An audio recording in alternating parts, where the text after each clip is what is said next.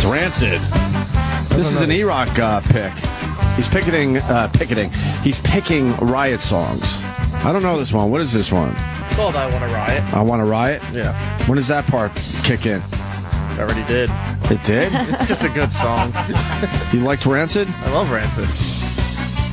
What was their hit like again? This or not. Time Bomb. Time Bomb, right? Movie Okay. Soho. Yeah. You know That's who the one we likes Jim played. Norton? Huh? Tim Armstrong, the lead singer of Rancid. For real? Loves Jim Norton. Does Jimmy know that? He knows now. You should like Rancid. I'm not familiar with them. You want to He hear did Time a radio Bomb? show here for the many years. still does. Oh, it's still doing it? Yeah. Rancid Radio. Okay. They're pretty popular, right? Yeah, very popular. Yeah, I was talking to him like a month ago. And Wait, he just walks the halls, this guy? No. Cullen, who works on Faction, brought him into my office because I'm a big Rancid fan. You're a big Rancid fan as well. Oh, yeah. I just know Time Bomb because we played it on the only station that really rocks. And Colin says, oh, yeah, this is Travis who works for Opie and Anthony, blah, blah, blah. He goes, oh, is Jim Norton on that show? And I was like, yeah. He's like, I love Jim Norton. He's hilarious. We're going to have to play Time Bomb for you. Yeah, he has very good taste, obviously. He's a man with refined taste and humor. This is the one I know. On the only station that really rocks. Is this punk? Punk, ska, All right. reggae. Oh, yeah. They remind me a little of, reminds me a little bit of, who are the ones from Boston? Mighty Mighty Boston? No. Dropkick Murphys? Yeah. Mighty Mighty Boss Tones was a good answer to that question. Yeah. I should have said yeah then, but I don't know. But more importantly, do you know this song? This was a huge I've heard radio this. hit. I wouldn't say I know, but I've heard So it. 20 years old next Nikki year. doesn't know it. Oh, no. Really? I know of the band Rancid, but I could never pick out a song. Now I can. I guess they had those 2 hits in 95, and then they kind of disappeared mainstream-wise. But never went away, and No, they I still saw have a them good last year. fan base? Yeah, they're amazing. Oh, nice. Yeah. Well, so let's get Tim on the show. Yeah. That'd be great. All right. I mean, he lives in California, but when he's in New York Next time year, he's in New York, get the word out. when We'll they have tour, Tim yeah. on. Nikki Glaser in studio. How are you, Hey, Nikki? I'm great. How are you guys? Well, we're just I mean, Achy. we were talking Yeah? about the Ferguson thing, and it gets everyone riled up. I know. It's like shaking a hornet's nest, and people just know what they want to know, and that's it. Right. That is it. So I'm from St. Louis, so near the Arches? yes, near the Arches. How close to the Arch? I'm in the suburbs of the white part of St. Louis. The very white part. Look at Yeah. It's people saying like, for years it's always been like, oh, St. Louis is like the most dangerous city. Every year we rate like number 1. Right. But I never witnessed any of Do you that. call it St. Louis, or if you're from there, do you go, I'm from good old St. Lou? Meet me in St. Louis. The Lou. Do you know Yeah. where this place is? I Ferguson? just had to look it up on Okay. on And a you're map. from up there. And it's 20 minutes from where I grew up. And you didn't know about Driving, Ferguson? yeah. I hear it's a very small town. It's really small. It's out by the airport. I had no idea. It's so close. I got so many questions for you now. So you're a white girl in St. Louis in Yeah. a very white area. Did you ever, go to the other side of town just because On the side of the tracks, feeling a little, just to get the bottom knocked out. feeling a little. I went to school with we had I went to school with a lot of black people, but they would then leave. Yeah. They bust them in. Oh, really? Yeah. So I went to a couple of my friends went to that side. For that. Girlfriends? I never did. I was a prude in high school. It wasn't about. But they went to that side for a little action? Yeah. They'd What'd they meet up at say? the park, get fingered in a Really? in a, what's it called, the church playground. I had a friend get fingered in a church playground by a black guy. Wait, Yeah, and her family would would so not approve. That's why she was doing. So wait a minute, what, she's going to hook up with a black guy. Why does she only get fingered? Their hands aren't any bigger. What's the matter with her? And there. What's the dick? Yeah. Yeah, I don't know. That's way better though. So they really did go to the other side of town for a little action. Yeah, it wasn't really like Nice. we had like a bad part of our suburb, not like that it was Right. called Meacham, and there, yeah, you would go over there. If you wanted just something a little different. Well, Wow, that's A little naughty. That's well, naughty. kind of hot, right, Something to Jimmy? upset father. It was. I remember just being like, "Hey, what?" Like I was so naive and just I couldn't believe it. We teased her forever about that. You sure she didn't do more though? Maybe she lied. I think maybe she like touched his dick, but no, like she would have been honest with us. Oh, okay. Yeah. So you never did that? Never. I didn't do anything in high school or college, really. How old were you the first time?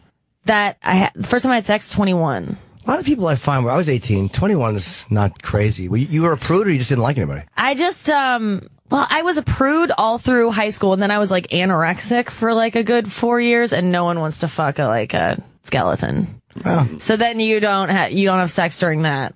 And then I got better, and then I started. I went black twice. You did? And did he finger you? And I have to be. I felt so out of my league. I was horrified. What do you mean? They were. See, this is going to be taken out of course. They were very aggressive in bed, and I felt extremely intimidated. Really? Yes. You're both representing your race. You did a poor job. Yeah, I didn't get the job completely done. I didn't go that far. Were they the ones that initiated it and were just? Yes. And a lot of dirty talk, a lot of like. I got hurt by a dry humping. What? Yeah. How do you get hurt? Because it was chafing? Incredibly aggressive. It was like, to the point where then I didn't want anything else because it just fucking hurt. Why didn't you ask her to stop? Because we're, in the moment. Oh, okay. So it was just, she was so... Just ridiculously aggressive. And I was partly scared. You're probably the only person who can say that you got hurt by a dry humping. And I wasn't that young. Yeah. And then I didn't want anything else because I think I felt intimidated. Like, there's no way I'm going to be able to satisfy this person. She sucked your dick? Right. A little bit, yeah. Oh, all right. How was it? It was good. It was the experience itself was. Did you blow a load? My fucking in-laws are listening to this, Nikki. I know. They probably know it. I hate this. Like, always they'd call in with their experiences. Right. So, did you blow a load or no? Yes. Okay. Yes. Where? From the dry hump. From the dry hump? You came in your pants? Oh, okay. Yeah. Well, that's why I didn't go further. I've never done that. No, because there could have been a couple more sessions. Right, okay. But I was just like, this is crazy to me. Wait a minute, do you think that's like you really gave white people a bad name? You dumped a load in your pants during the. We needed you there. That you were our representative. I have no problem saying that I've done that from time to time. Oh, I wish I could, man. Really? Absolutely. Sometimes that's better than actually doing it. Yeah. Really? I think it's always better than actually doing it. Why? Oh, because you just don't have not as much shame afterwards? Yeah, you're done. I won. Get out of the car. I don't know. Just because it's variety, a little different. Yeah. Little like it takes a lot for that to happen in that way. It has to be super hot. Right. So then you're caught up in how hot the whole thing is. Yeah. But I'm telling you, the 2 times aggressive, and I'm like, I don't think I can handle this. But you did have sex another time. I never had sex Both times officially. was just... I never had a penis going into a vagina with a black girl. Yeah. No. Have you? No. With a black girl? No. Black guy. Or a black guy? No, I haven't. I've always felt like, Good girl. and this is going to come off sounding bad, but I feel like I would disappoint them. Your parents? That's a given. No, why would you disappoint the black No, guy? I would do it just to fuck. For a while, I was like, I would love to date, bring home a black woman to my parents just to like make them mad, Right. the most mad I could. But no, I just always felt like they're just, I'm not like sexual enough. Like I'm not sexy enough. I don't know. I've just been intimidated. How's your butt though? Your butt's all right? It's so disappointing. That's it. That is so the root of it. Is it really? I've been doing this job a while. That is exactly it. I know. I should be a psychologist, I think. But they are into, I've had. Do you have a nice butt? No. It's like a long back. So you feel like you need a little booty for them. That's it. Oh then my God, you just got to the root of it. You get naked, and they're going to be like, they're disappointed. Because you're hot, but a black guy wants the booty too. Yeah. Okay. That's so it. Oh my God. Yeah. I've always been pretty insecure about that. Did they ever say anything to you about it? No, but like my sisters always tease me, and my mom has said stuff. Like people have always, I have like not a great ass. I work so hard at it. It's like okay right now because I am squatting all the time. There's a comic I know, a female comic, and she said so. I guess her ass isn't great, and she said, I don't know if she said it on stage, so I'm not going to say it, but she said something like a black guy once said to her, "Damn, you got an ass like a 5-year-old boy, son." I get embarrassed when I walk by and past. It happened yesterday. I walked past a black guy, and I could tell he was going to check me out, and I felt like I should turn around and apologize. Really? I really felt like guilty. Can we see it? I mean, just stand up. No, Just for a second. because you're gonna go, oh, it's not bad. You're gonna either, there's no way this is gonna go good for me, because I'll either feel like. I don't know if I've ever noticed your butt for some reason. Exactly. It's nothing, no.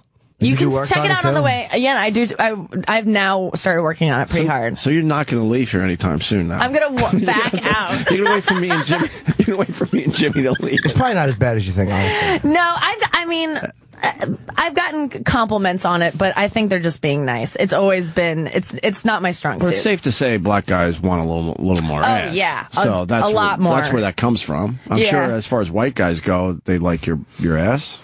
Yeah. They're okay with it, but it's still not.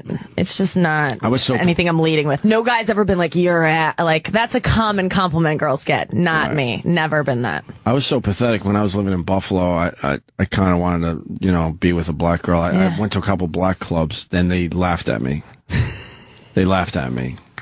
You go by yourself? This is so many years ago. So I guess I went with a couple of my friends at the time. Yeah. I don't remember details anymore because but it was just 20 years ago. What you were there for. At least 20 years ago. Oh yeah, I would, because I thought that would be a little different and crazy. Yeah. And I had no game. I realized none. How did you get these two girls?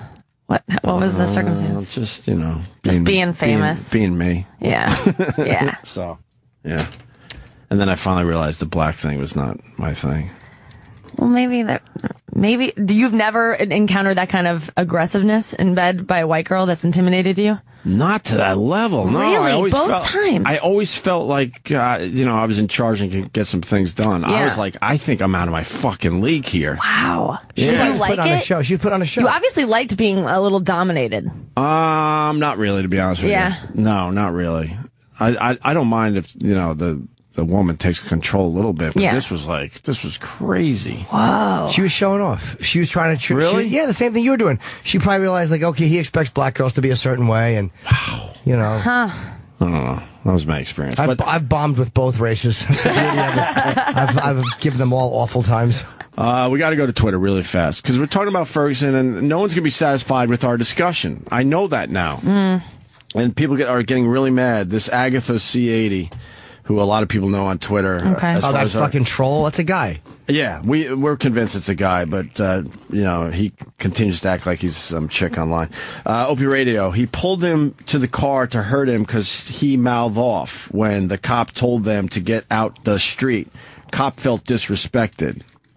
That's what she's saying. And then we got a guy about, and then she continues, horseshit. The media and everyone in capital letters requested the name of that officer for 6 days. Nothing. But they finally released his name. They did, yeah. Because Anonymous was going to release it, so I think they had to. And then you got this guy. And maybe freedom of information is what they had to do.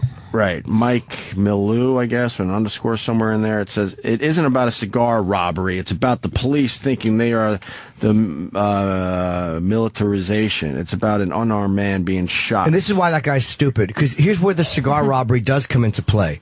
If you're on your way home from doing something like that, you know what you just did. So if a cop approaches you, you may be thinking, he's coming after me for this robbery. It absolutely matters for that reason. The cop had no idea. Right. But if you think it's pertinent, then maybe that's why it matters. Right. Because you might behave differently as if you didn't just do that. Of course. And then he continues, citizens cannot shoot to kill when someone is charging them. Citizens also don't have non-lethal weapons to do just that. Wow, Opie Radio cares not about the police state. Ugh, just some stupid fucking white kid. Twitter is exhausting, isn't it? It's the worst. It's becoming exhausting, isn't it? Yeah. We're missing an important thing, though. Something very important. Nikki Glaser standing up? Something about Nikki that she said in the break that we didn't capitalize Wait, on. what? Something Nikki said in the break.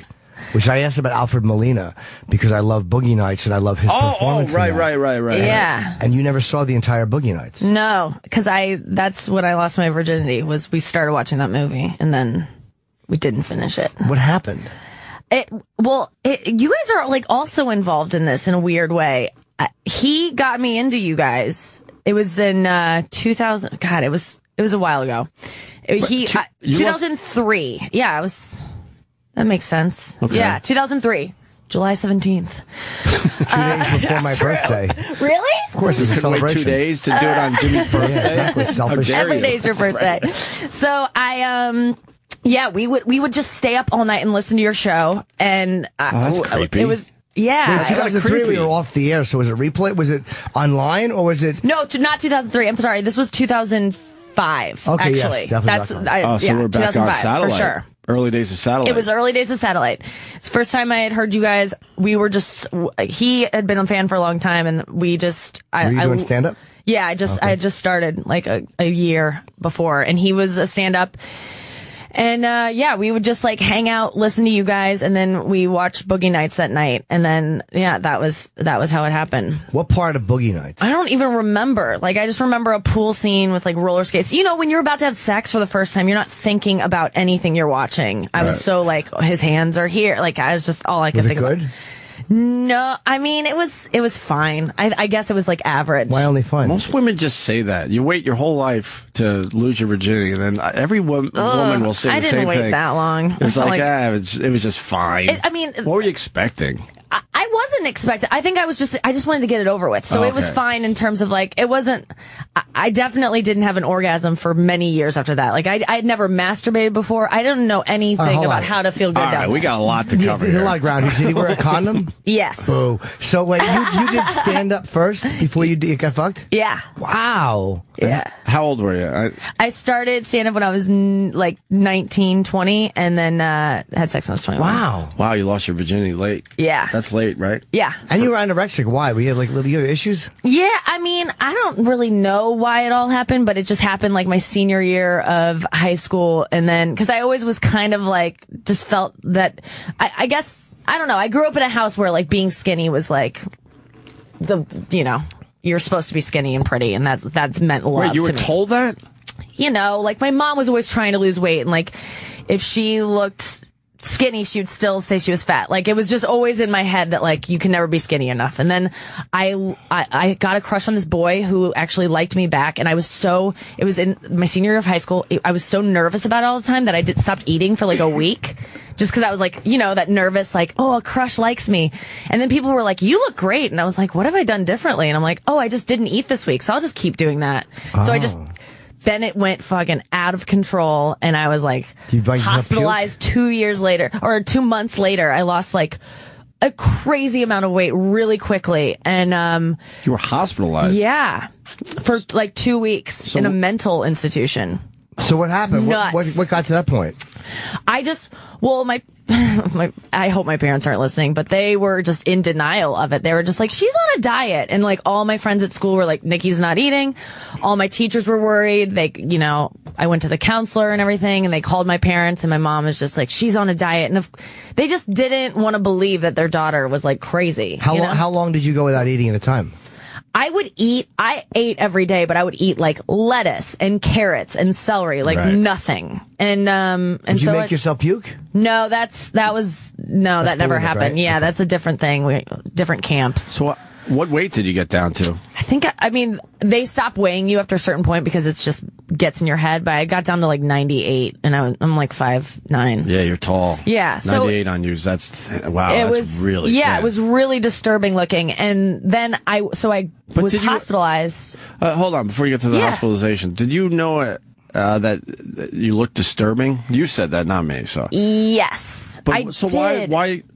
I mean, it's going to be a hack question, it's but crazy. But why can't you then realize, oh wow, okay, I thought this worked and it made me look hot or whatever, but it's so obvious I've gone too far. Yeah, I was hot for like 2 weeks, like so hot. And then after that, it was ridiculous. And then it got so scary. It goes so quickly from like hot to scary for me. And so yeah, I don't know what it was. It was just, I compare it to like having like cancer or something. Like you just can't eat. You just can't eat. It would be like, it would be easier for me to shoot myself in the face than to eat a bite of cake. I would imagine your body just kind of... It's crazy. Your body almost gets used to that in a weird way, right?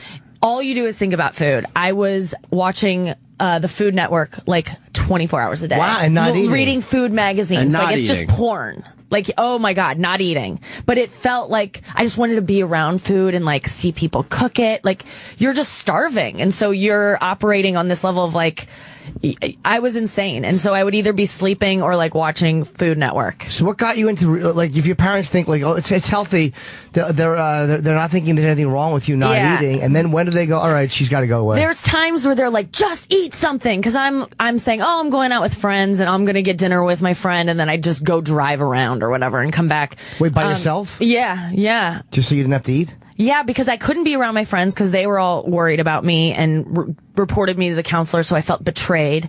And then... Were you looking for attention? Probably, but I also didn't want... Like, I just wanted to die. I really... Because I was like, I'm never going to be able to eat again, and this is the worst existence ever because I'm starving. But I can't eat, so I was just like, "What? Just take me." Like I would go for walks and feel my heart feel like giving out, kind of. And I was like, "Please, just." I was like so suicidal. And you weren't scared of dying at that point? No, I was I wanted it so badly. I would like lay in bed and feel my heart like murmur and be like, "This is it." I had written a note already apologizing to my parents for like, "Sorry, I died." Have you ever talked about Now this? she gives it to club owners at the end of the weekend.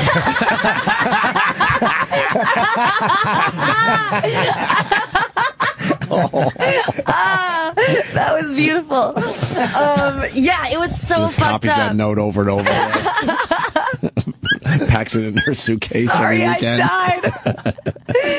Yeah, I mean, I don't know. I feel so weird talking about it because I feel like I'm just like, man, this is I was great. so No, it's very fucked interesting. up. And you don't. Was it based on anything that happened in your childhood or your upbringing? I think it was well, I realize now what it was. It's like I grew up kind of with a mom who didn't give me enough attention and love, and I felt scared all the time. And I also wanted it. I think it was like I wanted attention and love, and I also think I was really scared of sex. I think my mom's like Catholicism kind of trickled down to me, and so I was scared of boys. So like the best way to like deter boys is to like look like a child forever, and just like you stop your period, like you become a child again when you get anorexia. So what was your mom's deal? Man, I don't. My family still doesn't talk about it. It's like a thing that never happened. And it just is they just didn't want to believe, I think, that there was anything wrong with our family. What was she doing that she wasn't giving you enough attention? Drinking from time to time. Like, it wasn't like a constant thing, but when she would drink, it would be a pretty bad situation and pretty embarrassing thing. And it was enough that I just remember her being brought into like a therapy. Once I got hospitalized and then got out, I was in therapy constantly. And then they brought her in one time, and I remember the woman being like, well, her drinking came up, and suddenly my mom was very defensive and saying, well, I'm never going to quit drinking. It's like, I love it, and it's what I do. It's what I look forward to, and I'm not going to quit. I'm never going to quit. And I was like, yeah, she doesn't need to quit. This has nothing to do with me. And the woman was like, well, if you can't quit drinking, how do you expect Nikki to start eating? And my mom was like, that has nothing to do with it, and like pulled me out of the room. And it wasn't until years later that I was like, oh, there's a connection there. But, so that was it. And Does she still drink? Yeah, but I have since said, I don't drink anymore, and I've since said you are not allowed to drink around me. So it's like, either you want to hang out with me or you don't drink. And it sucks. And it's caused a huge upset in my family, but another comic was born. Yeah, exactly. That's what I was saying the other night to my sister. I was like, I'm glad all this happened. I really am. Stand up, probably. I wouldn't. Stand up really is so queer to say, but stand up did save my life because I got out of the hospital. I fucking lied to everyone about, I'm eating again, and gained enough weight to convince people to let me go to college. What finally got you in? What was the thing that happened right before you went in? About the hospital. Yeah. Okay. If you don't mind. So no. This is so, my parents should be ashamed of themselves. I went to go get a physical because I was going to school in like a month, going away to college to Colorado. and you have to go for a physical. And I went in, and they're taking all my signs, and the nurse is just looking at me and my mom like, what? Like, hello? And normal day for us. And your mom is not thinking anything, that she's sitting next to her 98-pound daughter. It's a thing. Everyone in my family notices, but we can't talk about it. You can't talk about it. Gotcha. And so she takes my pulse, and she's like, she leaves the room, she comes back, she's like, Nikki's pulse is so low that we can't let you leave legally without it being blood on our hands. If she dies, she's gonna die any second now, so you can't leave. And I just was like, what? And they're like, we're going to have you admitted to the psychiatric ward that's on this campus or whatever. And my mom was like, no, she's not. And I was like, no, I'm not. And they're like, you can't say no to this. You have to go. And so we got in a little golf cart and went to this psych ward. But when they said you could die at any moment, were you excited because of what you said earlier? I was kind of like, yes, I did it. Were. It's kind of like the biggest achievement in anorexia. Like, you're the best if you kill yourself. Wow. Pretty much. And it was torture. Like, I was so depressed because when you're starving, your brain starts eating. It's like there's fat in your brain. So then your brain is just, I was severely depressed. I just wanted to die. And so, but then being taken away to like this prison, suddenly I'm awake again. Like, no, I don't want to go here, freaking out. I'll eat whatever you want. Just give me pizza, and all these lies. And they're like, no, we know what you're doing. So they kept me in there. The teen ward was full, so I had to go on the elderly ward, which was just old people shitting themselves and talking screaming. It was so scary. And did you eat? I did, but like, I was tricky about it. Like, I fooled some people. Even in that situation, that blows my mind. Oh, yeah. I mean, it was like eating poison. That's how it compared to. Like, it's like if someone was like, put a plate of shit in front of you and was like, forced We'd sign the contract. Another one. Worst analogy for me to make. Look how excited she gets at the slams. You're crazy. She's nuts. I love it. Yeah. Oh, my God. So even in that situation where you know, there's no way they're going to let me out of here until I gain some weight, you're still trying not to eat. Yeah, and like when they would take my pulse, I would go like before it so that my heartbeat would like speed Pop up. Right. Yeah, I had all these tricks, and so ultimately they let me out like a couple weeks later because I just complained enough, and I promised that I would drink these Ensure drinks, that I was back on track and I was ready to like put on the weight. And then I just went back to my old ways, went off to school, and then where I could just go wild with it. No one was watching me. And that's when I feel like I started being, cause I was so scary looking that I had to make friends. I had to be like really funny and really large of like personality wise. Cause I was really shy in high school because I felt fat and like no one liked me. But like when you look like a skeleton, you have to like, if you're going to make friends, I just started being really funny. And that was the first time people were like, you're really funny. Would you be nauseous from not eating? That would make me sick if I'd eat all day. Oh my God. Yeah. I would stand up and almost faint every time I stood up. I would have to be very slow, and because you would just black out. It was the worst. It sounds like you were really close to death. I was definitely on it. So what turned you around? Like where you're like, okay, this is enough already. I got to start eating again or whatever. I just became like obsessed with something else, with writing jokes. Like it sounds so stupid, but I really was so obsessed with like food and counting my calories and figuring how much I exercise and you know, that I could. Suddenly I had something to live for. I was like, oh, I can go do this now. And like, there was a future in my life of like something I wanted to accomplish. Right. What did you find? Sorry to interrupt you. What was the first, do you remember the first thing that you actually ate on your way back? Like, I went out and had this big meal and then just said, fuck it. Oh God. There were so many times where I would almost pass out, and that would make me go like, okay, you need to like eat something really quick. It would allow me to do that. So I remember like a peanut butter and jelly sandwich was like one thing that I was like, I can't believe I'm eating this right now. I still struggle eating like pasta and pizza. Like I do it, but it's always a struggle for me. It's always like, it feels like really wrong. It feels like I'm doing something like I'm being naughty. What do you eat? I eat extremely healthy because I love to eat now. And so I eat all the time. So I eat, you know, pretty healthy. Yeah, you're looking a little chubby.